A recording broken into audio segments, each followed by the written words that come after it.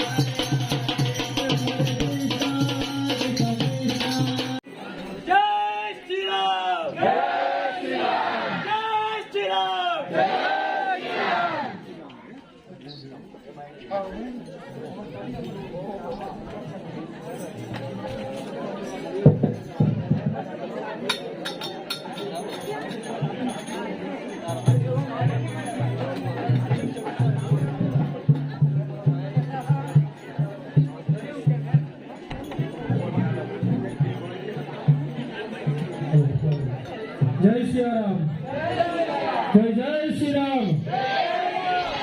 હવે પાંચમ મિનિટની અંદર બાળકના સ્વરૂપમાં રામ લક્ષ્મણ જાનકીજીના અવસર વાક્ય રહેશે અને પ્રભુ શ્રી રામના આગમનની પૂજા, દીપ પ્રાગટ્ય અને પછી ભગવાનની આરતી કરવાની છે। 5 મિનિટની વાત છે। હજુ એક ભજન તમે ગાઈ લો।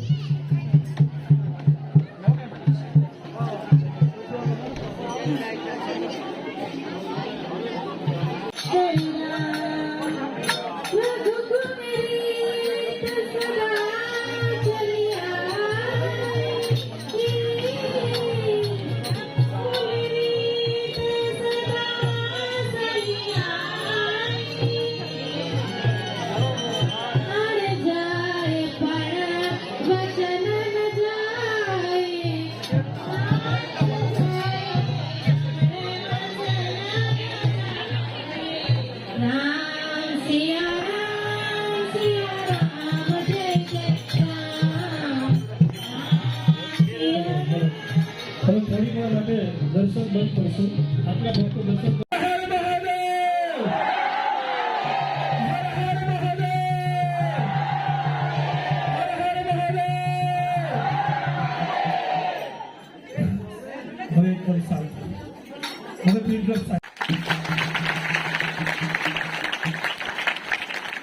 એટલે એનું આચરણ કેવું છે, એક એક વસ્તુ એની જે રૂટીન લાઈફ છે એમાંથી શીખવા મળી. કેમ પગે લાગે છે, કેમ જાય છે, કેમ હાલે છે, કેમ વસ્તુ ભગવાનને ઓફર કરે છે, એક એક વસ્તુ મિસ નથી કરતા. આજે દરિયામાં એ જગ્યાએ પૂજા કરી કે જે જગ્યાએથી સેતુ બંધ બાંધવાનું ચાલુ કર્યું હતું ત્યાં એને ફૂલ પાથર્યા. શું કામ ખબર? એને ત્યાં એટલે આ માણસની કોઈની પહોંચ બહારની વાત છે કે ત્યાં સુધી બુદ્ધિ પહોંચે.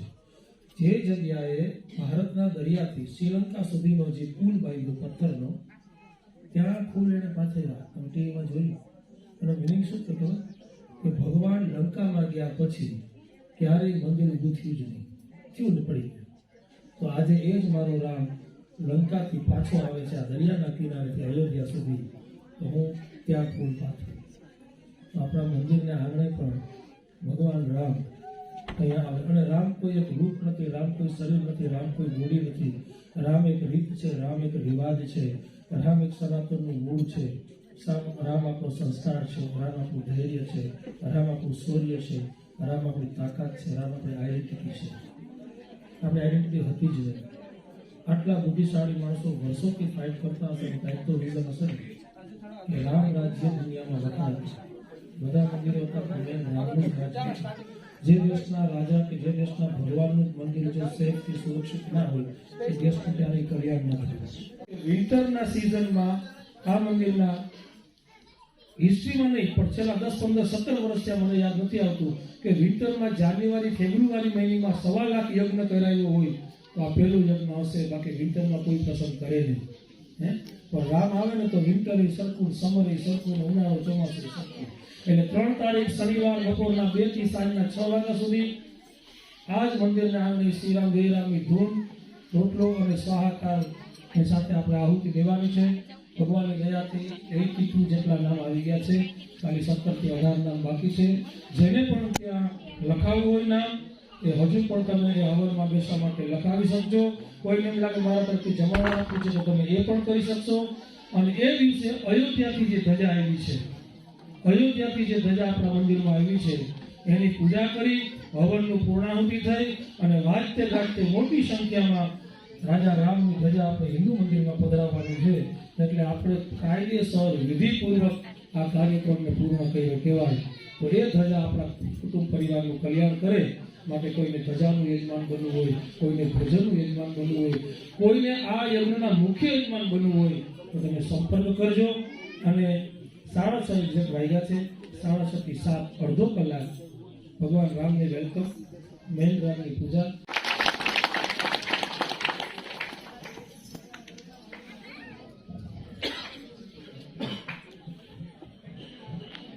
અને આ શુભ અવસર હિન્દુ મંદિરના આંગણે 2 દિવસનો અને છતાં પણ આટલી ભારી ભરખમ મેળવી છે.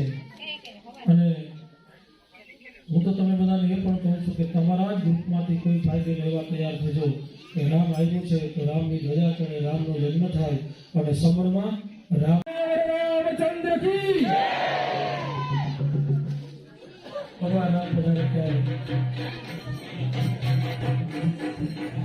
બધાને ફૂલ આપેલા છે. જ્યારે ભગવાન આવે ત્યારે વધારવાનું છે, બેસી રહેવાનું છે, બેસી રહેવાનું છે. કોઈ નહીં થવાનું.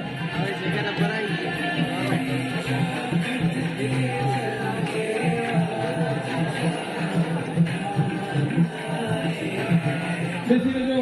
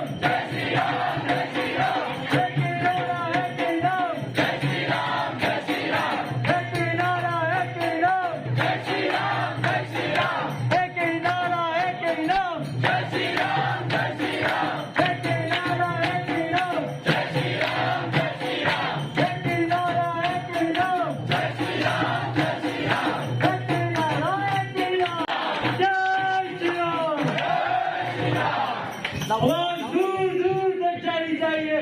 बोलो सिया